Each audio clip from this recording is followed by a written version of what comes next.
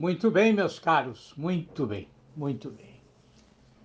Bom, antes de começar a falar a respeito aí do nosso tema de hoje, né, é só um lembrete aí importante.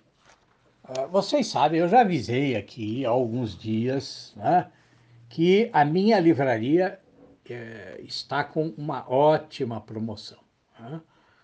Uma promoção que é focada nos escritores brasileiros, né? Poetas, romancistas, ensaístas, contistas.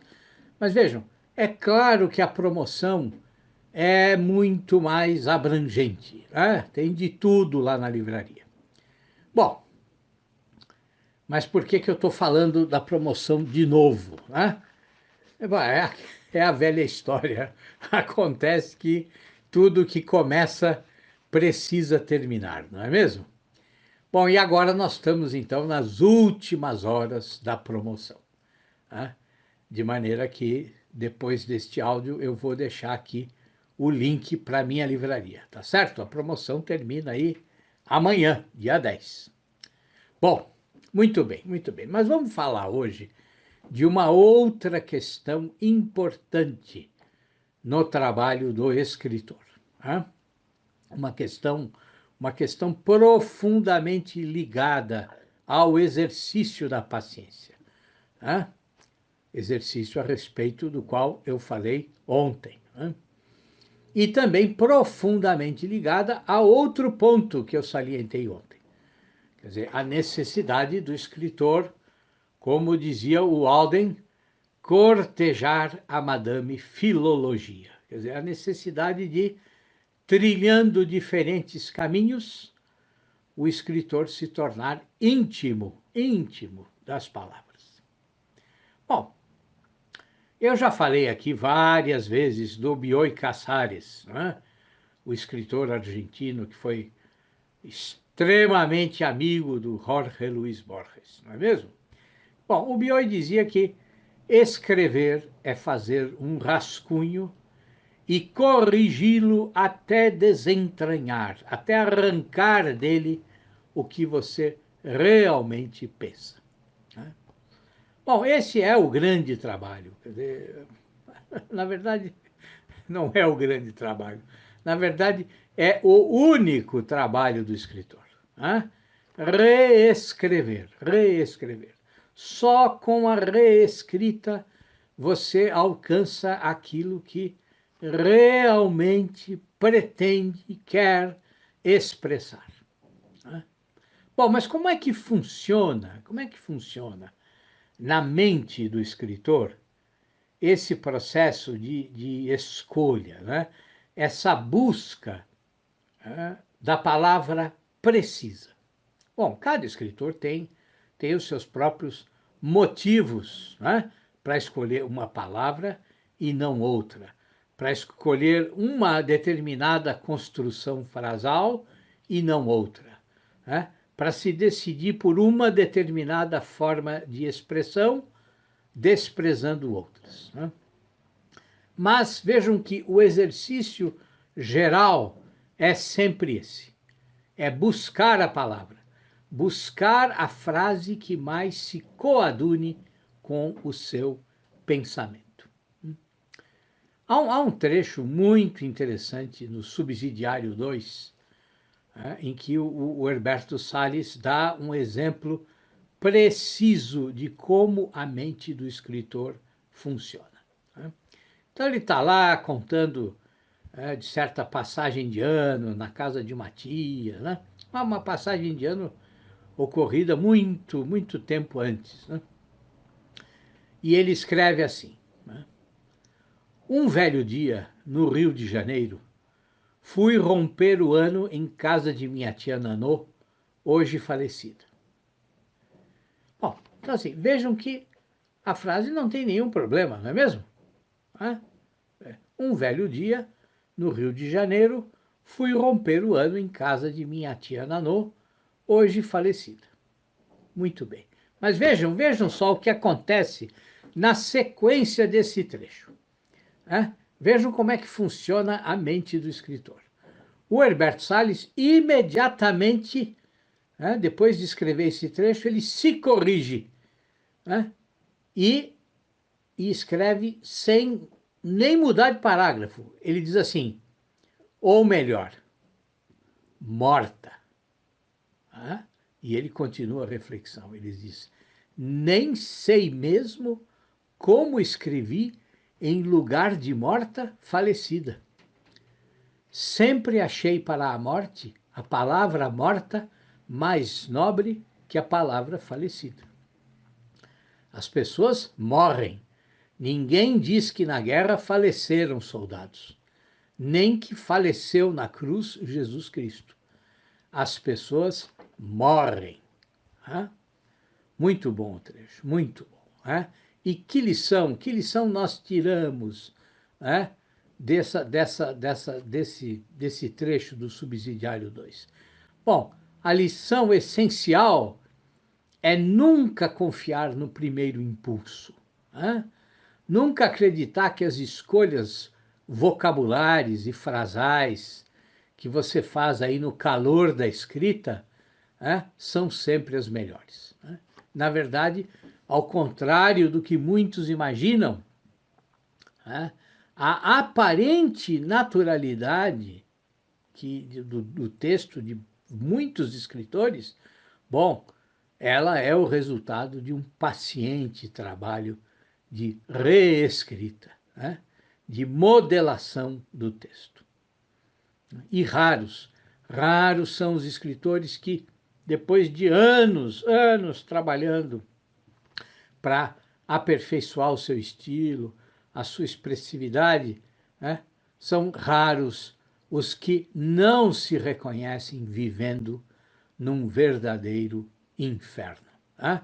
O próprio Herberto Salles, num outro trecho do Subsidiário 2, né, ele escreve assim, meu Deus, para que fui sair dos meus descuidados dias e me meter com literatura?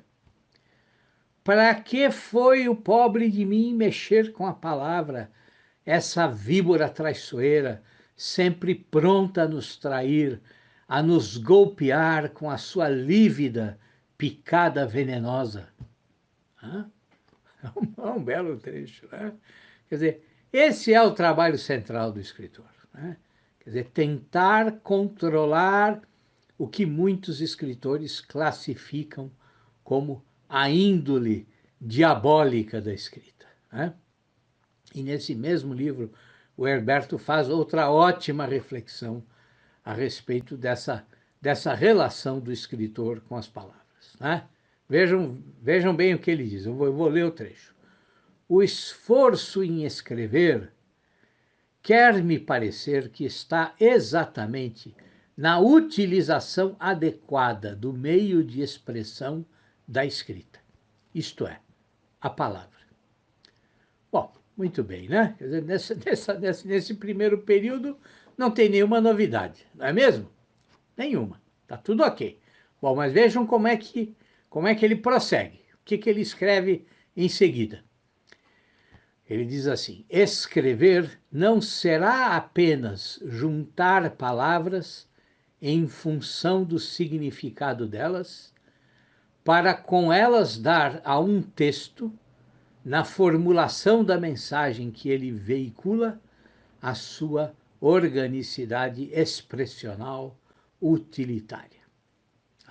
Então vejam, muito interessante o caminho da reflexão do Herberto Salles. Então vejam, percebam como ele está gradativamente fazendo o quê? Bom, ele está tentando ultrapassar a ideia comum que a maioria das pessoas tem em relação às palavras, em relação ao exercício da escrita. Quer dizer, para ele, é certo que escrever é, em resumo, utilizar de maneira adequada a palavra. Perfeito. Mas isso não quer dizer que tudo se resume a só unir as palavras em função do que elas significam e assim construir um texto que expresse a mensagem adequada. Bom, mas então, assim, quer dizer, num primeiro momento, essa observação, ela nos preocupa, né? Por quê? Porque a ideia geral é exatamente essa, né? Todo mundo pensa que escrever é só isso. Hum? Bom, mas como é que o Herberto completa o raciocínio dele? Hã? O que que ele diz logo a seguir? Ele diz: a palavra não será assim só e só, digamos, essa espécie de Maria vai com as outras na arrumação de uma frase, a sua unidade fraseológica. Bom, então, agora, quer dizer, com essa negação, bom, o que está faltando aí, né?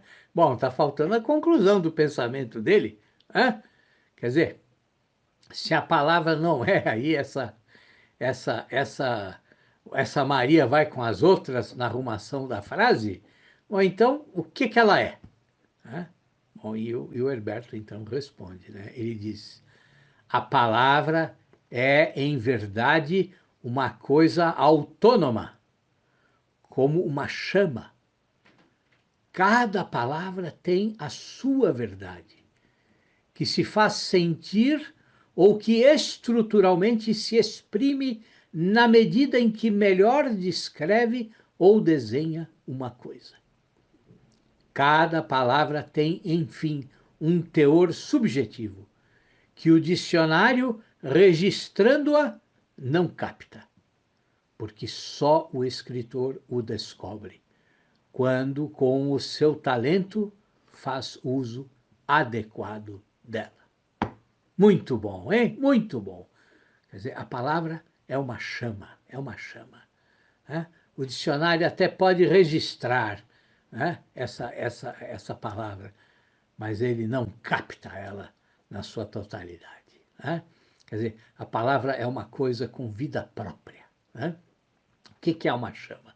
Como é que é a definição aí, digamos que científica de uma chama? Né? Quer dizer, essa mistura gasosa e incandescente, né? Essa mistura que irrompe aí acompanhada, né, de luz, né, e de energia, né, energia térmica. Né? Então vejam, quer dizer, todos nós, essa definição é ótima, né? Nada como uma boa definição científica para acabar com a força de uma metáfora. Muito bom, né? Então vejam, quer dizer, todos nós conhecemos as características de uma chama, não é mesmo?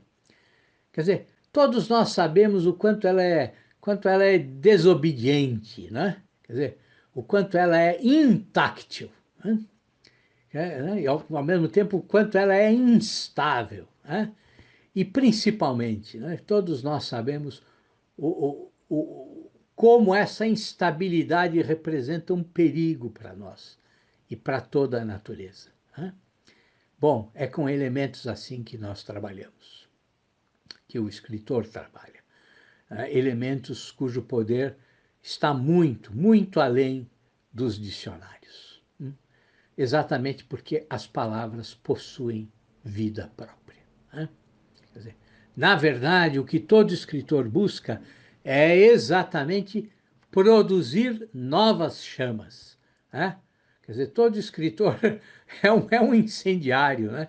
Quer dizer, ele quer ampliar o poder de fogo das palavras, né? Dar ao fogo ainda mais vida. Então vejam o que o Herberto fala lá em outro trecho do mesmo livro, né? Ele escreve: eu tinha que usar palavras se queria escrever, mas as palavras já me pareciam desmoralizadas de tanto uso. Né? Eu sentia que precisava tirar da palavra uma coisa que ela tinha dentro dela, assim como a faísca que a gente tira de dentro de uma pedra, batendo contra a pedra um pedaço de aço, ou batendo simplesmente uma pedra contra outra pedra. Muito bom, muito bom. Agora vejam, há uma outra questão importante. Né? Uma outra questão a respeito da qual nós precisamos refletir. Né? Quer dizer, qual será que é o resultado de todo esse esforço? Hã? De todo esse trabalho, né? De todo esse perigoso exercício, né? De lidar constantemente com fogo, né? Então, o que é que diz, por exemplo, o José Jacinto Veiga, né? O JJ Veiga, que é um dos representantes dessa corrente chamada realismo fantástico. Então, o JJ Veiga diz assim, né? Só me dou por satisfeito quando acho que cheguei o mais perto possível do que estava querendo dizer, já que a coincidência entre o pretendido e o conseguido é impossível. Ou seja, é como se ele dissesse que trabalhar com palavras, trabalhar com elementos tão voláteis, né, é sempre uma renovada tentativa de aproximação.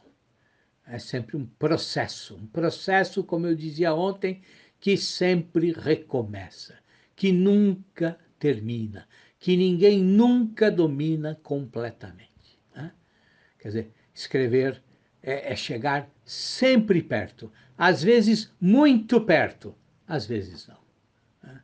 E o Veiga sintetizava esse seu pensamento com uma frase, algo amarga, mas em grande parte verdadeira. Ele dizia que toda obra de arte é o resultado aceitável de um fracasso. O resultado aceitável de um fracasso. Ou seja, o escritor precisa sempre se resignar em alguma medida diante do fracasso. Essa colocação pode parecer pessimista, né? Mas não é, não é, né? E vejam, para constatar o quanto ela é realista e não pessimista, basta você pensar, de um lado, na extensão e na variedade do idioma, né? E de outro lado, nos seus limites pessoais, né? No conhecimento que você tem, né? Que é o conhecimento de uma pequenina fração do idioma, né? Quer dizer, essa relação entre a nossa capacidade limitada e a vastidão do idioma, bom, só isso já mostra o tamanho da nossa fragilidade. Mas percebam que isso não diminui o escritor. Ao contrário, isso reafirma a importância e a necessidade do seu trabalho, que é exatamente produzir beleza dentro desses limites. Bom, e quando a gente vê o resultado, né? Quando a gente olha para a literatura universal e vê os resultados, bom, é impossível não perceber que muitos se mostraram capazes de fracassar, né, de maneira aí admirável, né? Quisera todos nós fracassássemos assim todos os dias, né? Bom, de qualquer forma, é preciso ver também o outro lado, né? desses, desses múltiplos perigos, né? Quer dizer, esses perigos inevitáveis provocados pelo fogo, né? E eu quero terminar hoje com esse sentimento, né? Com esse sentimento que, no trabalho de escrever, né? Esse sentimento que caminha lado a lado com o fracasso. E eu falei tanto do Herberto Salles hoje, né? Então nada mais justo que eu termine com ele, né? Tem um trecho belíssimo no Subsidiário 2, em que ele diz assim: quando estou escrevendo, nada se compara à alegria de sentir que há uma palavra iminente, que está vindo ao meu encontro, para vestir a nudez retraída da minha ideia. Ah, que bela figura! Quantas vezes nós não tivemos essa sensação, não é mesmo? Mas nós, com certeza, jamais pensamos nessa figura incrível que ele construiu, né?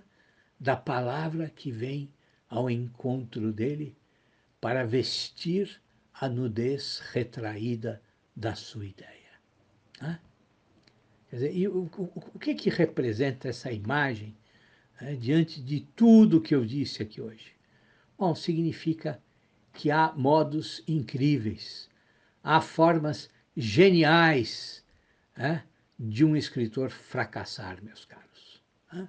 Quer dizer, se fracassar é dar vida a uma imagem como essa, bom, então, como eu disse, né, que a gente fracasse sempre, né? Agora, vejam que esse trecho ele não termina aí, né? O trecho termina com um inevitável toque de melancolia, né? Quer dizer, uma ideia que reforça os nossos limites, né? O Herberto Salles diz assim: e como é triste quando o meu impulso criativo às vezes se perde e me foge, como um pássaro que voa, né? Quer dizer, nem sempre nós conseguimos um resultado aceitável para o nosso fracasso, não é? Quer dizer, muitas vezes a língua nos derrota, a língua nos abandona, né? E é exatamente por isso que escrever sim, é realmente um infinito exercício de paciência. Tá certo? Por hoje está ótimo, ótimo. Até amanhã, pessoal. Um abração em vocês e não deixem lá de ver os descontos na livraria, hein? Abração, abração.